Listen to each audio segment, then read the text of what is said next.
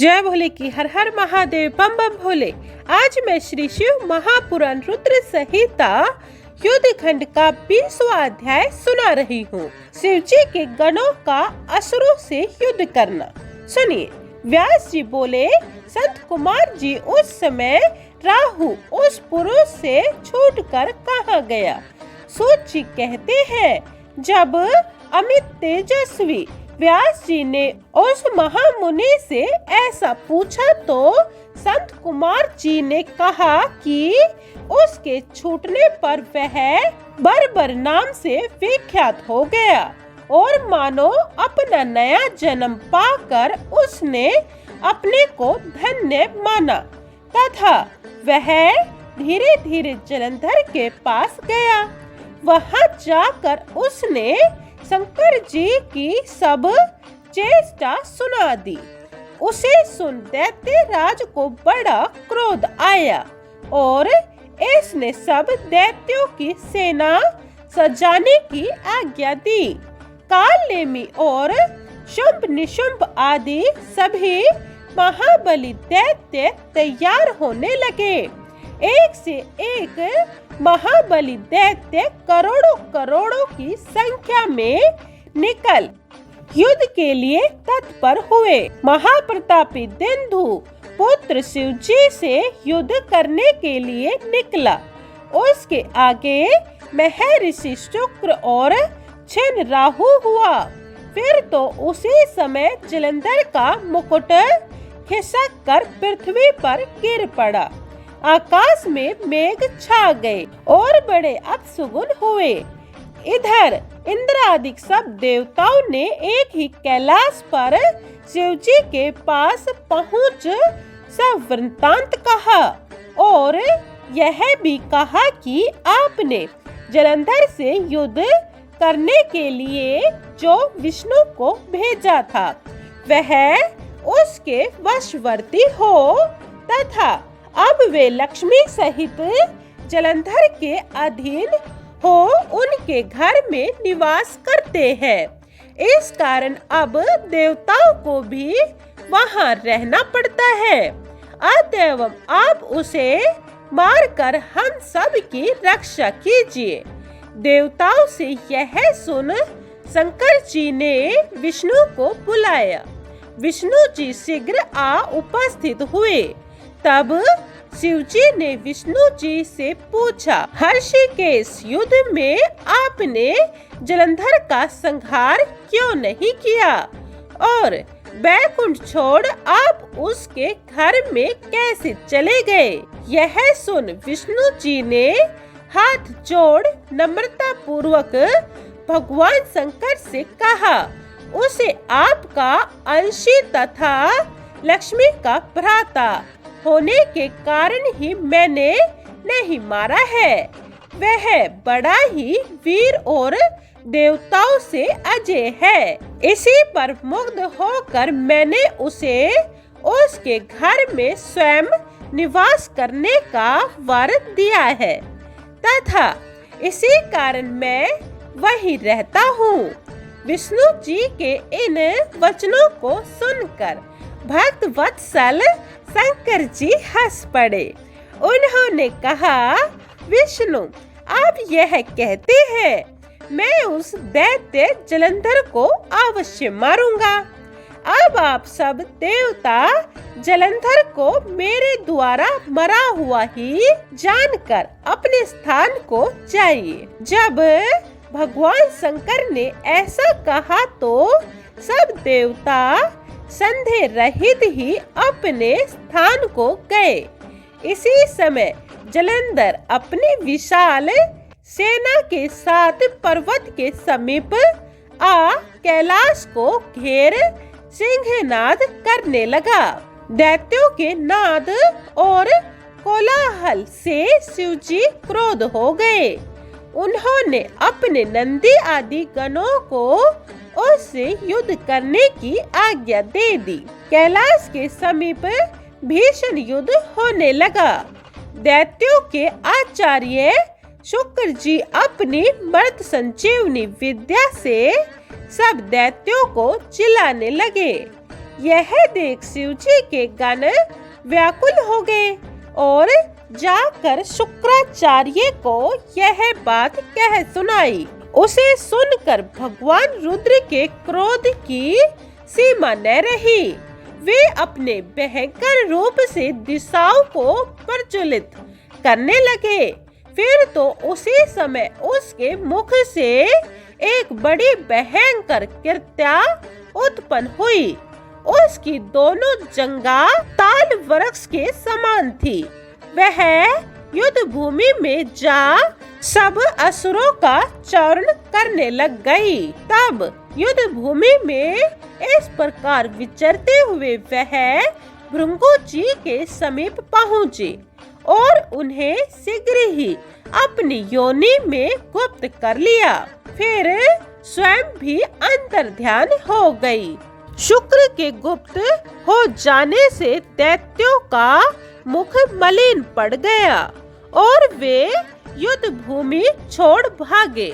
इस पर उसके शुंभ निशुंभ और कालनेमी पर बड़ा कठिन प्रहार करना आरंभ किया और ऐसा ही शिवजी के नंदी आदि वर गणों ने भी, जिसमें गणेश और स्वामी कार्तिकेय जी भी थे, अपने गणों को रोक रोक कर दैत्यों से भीषण युद्ध करना आरंभ किया।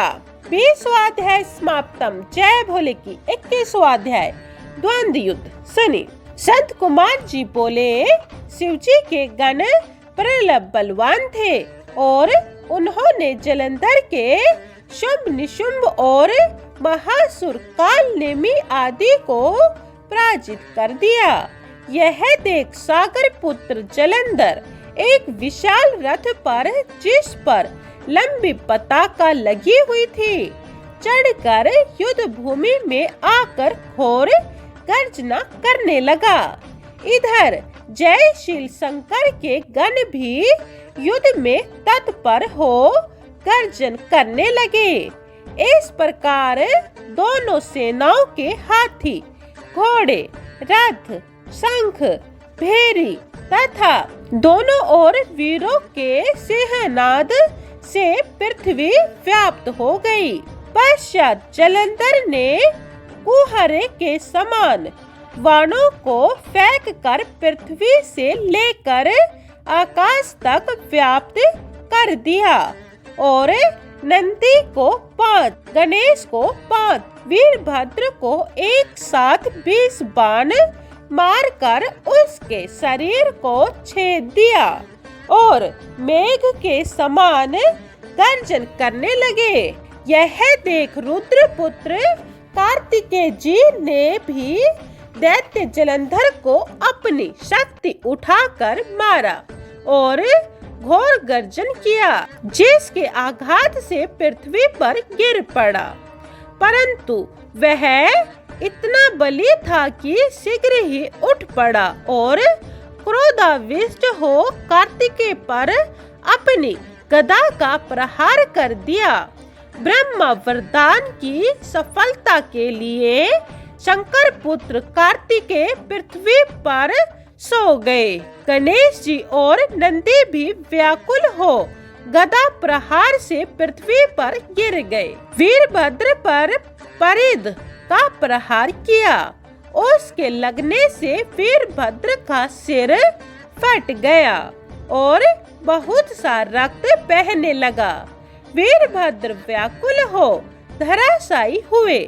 तब वीरभद्र को पृथ्वी पर गिरा देख शंकर के गण चिल्लाते हुए संग्राम भूमि छोड़ भागे। 21वां अध्याय समाप्तम। जय भोले की 22वां अध्याय शिव जलंधर युद्ध। सुनिए संत कुमार जी बोले, अब रौद्र रूप महाप्रभु शंकर उन वीर गणों के साथ नंदी पर चढ़कर हंसते हुए युद्ध भूमि में आए।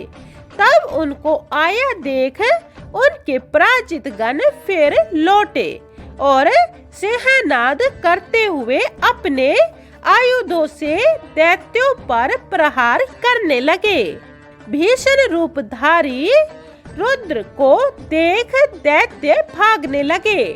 तब युद्ध में अपने दैत्यों को प्रांग मुख होते देख जलंधर हजारों बाण छोड़ता हुआ शंकर की ओर दौड़ा।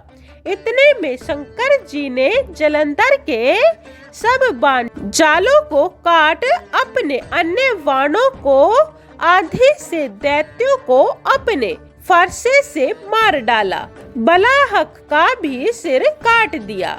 घसमर भी मारा गया और किसी को शिवजी के बैल ने मारा और बहुत से उनके बाणों से मार डाले गए।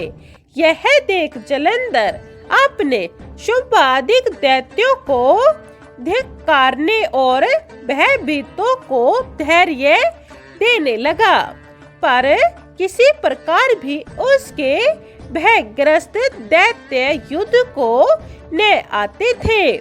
दैत्य सेना ने पलायन किया। तब महाक्रोध जलंधर शिवजी को अपनी ओर ललकारने लगा।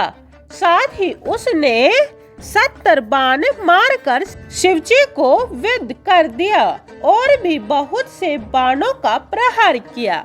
शिवजी उसके बाणों को काटते रहे, यहाँ तक कि उन्होंने जलंधर की ध्वजा, छत्र और धनुष को काट दिया। फिर 7 बाणों से उसके शरीर में भी तीव्र आघात पहुंचाया। धनुष के कट जाने से जलंधर ने गदा उठाई। शिवजी ने एक प्रचंड बाण मारकर उसकी गदा के टुकड़े कर दिए। तब उसने समझा कि शंकर मुझसे अधिक बलवान है। अतः उसने गंधर्व माया उत्पन्न कर दी। अनेकों गंधर्व और अप्सराओं के गण प्रकट हो गए। वेणु और मृदंड आदि बाजों के साथ नृत्य और गान होने लगा। इस अपने गणों सहित रुद्र भी मोहित हो एकाग्र हो गए।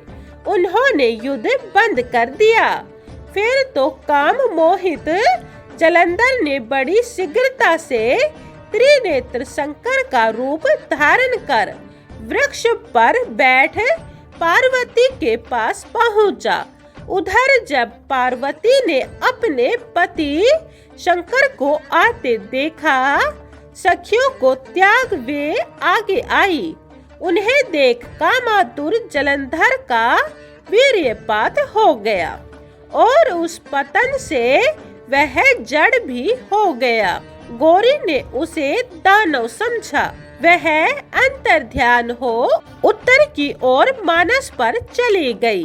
तब पार्वती जी ने विष्णु जी को बुलाकर दैत्य धन का यह कृत्य कहा और यह प्रश्न किया कि क्या आप इससे अवगत हैं?